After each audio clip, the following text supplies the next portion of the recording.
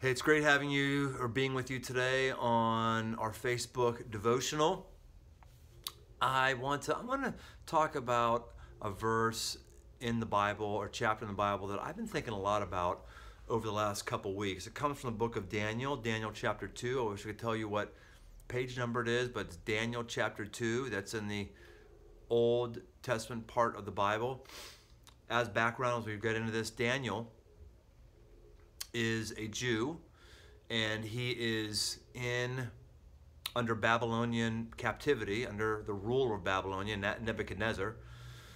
And he has a great ability to blend into culture, to be a part of a culture that's totally set against his culture, which is a culture of honoring God. He finds compromises, appropriate compromises, where he doesn't compromise his faith, but he also makes the ruler and the customs of that culture, he acquiesces to them to the point of not abandoning his God. It's really remarkable, because a lot of us have a hard time with compromise. We think that we always just cave and do whatever the world wants us to do, or we're always sticks in the mud and just fervently holding to something that we really don't need to hold to, and God will be okay if we gave on a couple things. And Daniel tends to do that beautifully from time to time. For instance, they tell him he has to eat the king's food, and he doesn't want to eat the king's food. He's got a kosher diet. He's got a spiritual regimen he's doing. He just says, how about this? How about if I just eat this way for a week, and if I don't look healthy to you, then I'll try your way. Really smart. And of course, he looks fine. He's just really adept at this. So as we come into Daniel chapter 2, we have the king who is horrified by a dream. He's sure that this dream is a sign from the gods, a sign from the other side. And he calls together his Chaldeans. These are his spiritual types. And he says this. This is verse 1, the end of verse 1, Daniel 2, verse 1. His spirit was troubled, and his sleep left him. In other words, he woke up. Then the king commanded that the magicians, the enchanters, the sorcerers, and the Chaldeans be summoned to tell the king his dreams. So they came in, and they stood before him, before the king. In verse 3, and the king said to them, I had a dream, and my spirit is troubled to know the dream. The Chaldeans said to the king in Aramaic, O king, live forever. Tell your servants the dream, and we will show the interpretation. Like, hey, we got you covered. We're fine. Just tell us it, and we'll tell you what you need to know. Nebuchadnezzar hasn't gotten where he's gotten by being dumb.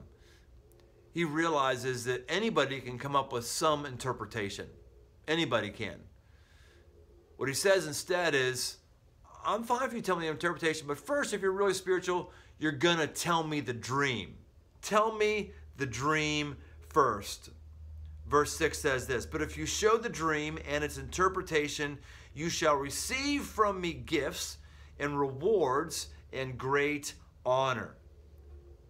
Verse 7 says, they answered and they said to the king, they said, well, let us know the dream and we'll show the interpretation. The king answered and said, I know with certainty that you're trying to gain time. Because you see, the word from me is firm. If you do not make the dream known to me, there is but one sentence for you. And he basically says, death. The Chaldeans, these spiritual people, say, no one can do this. It can't happen. Daniel finds about this. And Daniel says something that's pretty darn intense. Pretty fascinating. Here's what it says. Verse 14.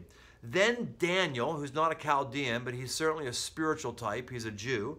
Then Daniel replied with prudence and discretion to Arioch, the captain of the king's guard, who had gone out to kill the wise men of Babylon. Verse 5, he declared, why is the decree so urgent?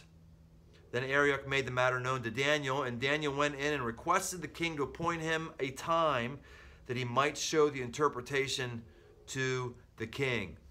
This is fascinating. Here again we see the wisdom of Daniel.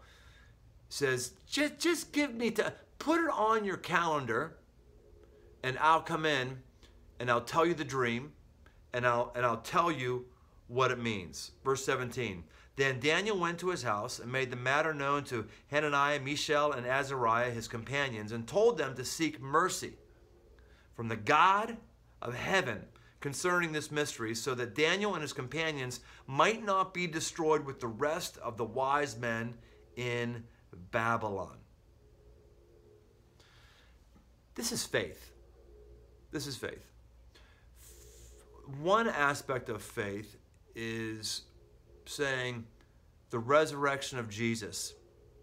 I don't have physical, tangible proof for it, but as I prayed about it, as I've looked at other evidence, it just makes sense to me by faith. It's not blind faith to believe that, but by faith, because I don't have incontrovertible proof, by faith, I'm going to say the resurrection of Jesus is true. That's a kind of faith all of us need to have. Romans 10:9 says, if you believe in your heart that Jesus has been risen from the dead and confess him as Lord, you will be saved. So those are two critical things to have an eternal security with God. Belief in the resurrection and confessing, Jesus, I want you in my life. You are Lord of my life. That's Romans 10:9.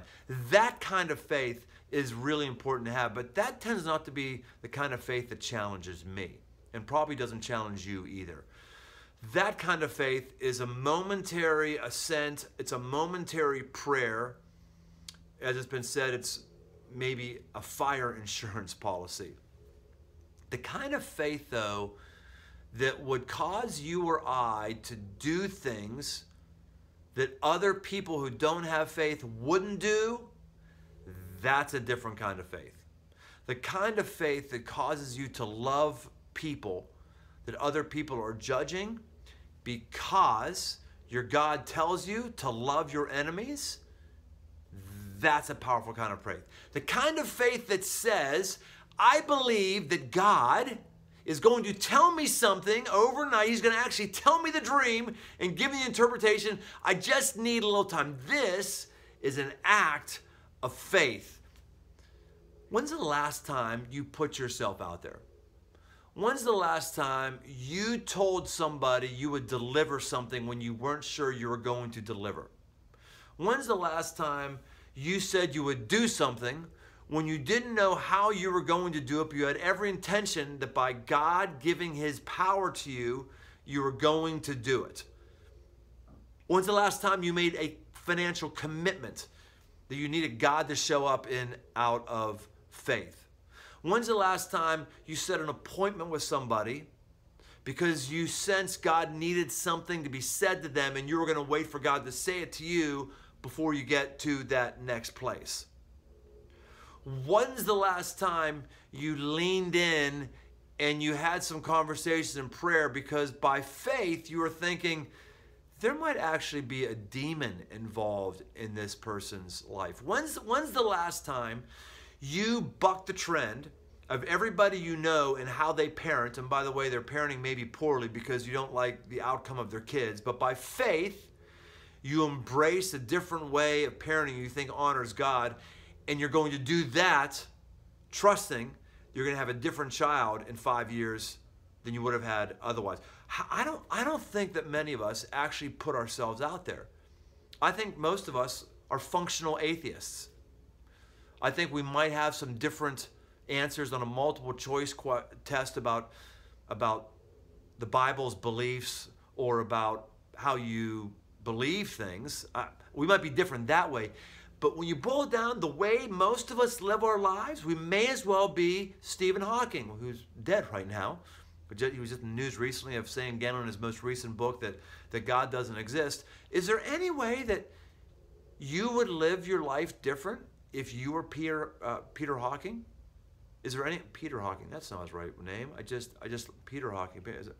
Whatever. Maybe it is his right name. Sorry. By faith, I'm going to trust that that's his name. You know what I'm talking about. What about your life needs God to show up? What about what's in your calendar where you need God? What's in your commitments that you need God? Where is it? I encourage you that The only way you get to know God more is if you put yourself in a place where you need God. If you don't go to places where you don't need God, which these are places that are unfaithful. I don't mean morally unfaithful. I mean places where you don't need faith. If you only go places where you don't need faith, if you only say things that don't require faith, if you only write checks that don't require faith, if you only make plans that don't require faith, if you only have a trajectory for your life that is what your human mind can wrap around, then guess what? The power and presence of the Holy Spirit of God is not wrapped around your life and my life. I long for this. I long for more of this. This weekend I go to Man Camp. Actually, I have a couple things this weekend that are based on faith. One is we have Man Camp. That was a faith-filled thing when we decided as a church to buy 475 acres and do Man Camp, Woman Camp, Couples Camp, Parents Camp, other ones that are coming down the line. We hadn't seen it before. We couldn't take a playbook from anybody. It was by faith. It was by faith. And we just saw 30 students baptized at Couples Camp, or excuse me, at College Camp. That was by faith. We are in a series right now on Rome. We're still trying to figure out as a church, what's the right kind of video teaching? Does video teaching work? On location teaching? Should it be a mixture of live teaching, video teaching? There's all kinds of things we've been looking at and trying, and we haven't gotten it all right yet, but I'll tell you why we're doing it. It's by faith. It's by faith, because we know that God doesn't just want the same old kind of talking on a black stage in front of an auditorium. We know. And by faith, we're stepping out and seeing if God will meet us. These are just, in my mind, just two examples of faith from my life, and there's a lot more. What is it for you that you need God to show up? Because I'll tell you what, God shows up big, big for Daniel. And Daniel later on, in verse 25, it says, they brought in Daniel in haste and said thus to him, I found among the exiles from Judah a man who will make known to the king the interpretation. And the king declared to Daniel, are you able to make known to me the dream that I have seen and its interpretation? Daniel answered the king and he said, no wise men, enchanters, magicians, or astrologers can show to the king the mystery that the king has asked. But there is a God in heaven. But there is a God in heaven who reveals mysteries and has made known to the king, Nebuchadnezzar, what will be in the latter days. And he goes on, and he tells him the dream, and he tells him the interpretation. I encourage you to read the rest of chapter 2, 3, 4. Shoot, just start at the beginning of Daniel chapter 1. Read it. And you'll find that God meets Daniel. You'll find that his faith is increased. And here's another thing you'll find. You find that he gets rewarded. We talked about this a couple devotionals ago. I don't know why we're afraid of the concept of reward. God talks about reward as frequently as he does in the Bible because he's trying to incentivize us to be about his reward and not the reward the world offers us that has such a short shelf life. Daniel gets a reward. There will be a reward for your faithfulness. I don't know if that reward is going to manifest itself here in this lifetime. Oftentimes it does. The Bible says you reap what you sow. Oftentimes it does. But for sure, your faith will be rewarded. And that's why stories like this exist in eternity. Whether you get rewarded or not, let's just recognize there's not enough people who are living on the edge, who are trusting God. It's when I trust in God, when I do something that's faith-filled, where I need God to show up, that's when he so oftentimes shows up and when my relationship with him is built. Because if I don't put myself in a place where he actually has to show up and I'm just living according to moral Bible values, then I don't get to know him anymore. It's like putting myself in a place of honoring the Constitution, but I'm not really expecting George Washington himself to show up. I'm just following American values. It's fine to follow American values, but I can't get to know a person who's not on this planet anymore unless I put myself in faith with him, unless he, Jesus, actually visits me. So do that today. Do it tomorrow. Maybe God will actually give you a dream. Maybe he will speak to you tonight as you speak. You know what? He does speak. Sometimes dreams are some of the things he speaks through. Let me pray for you and see if God might even direct your dreams in your faith tonight. God, I thank you for this devotional and heroic, faithful people like Daniel.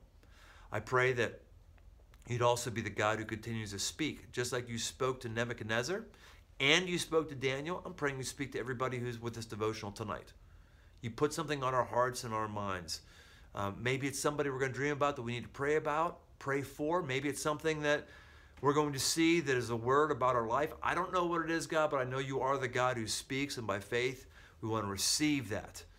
Thank you for these faithful people and those of us who want to do what Daniel did. That's me, God. I want more of Daniel's life. Help me to experience that. And I pray these things in your name, Jesus. Amen.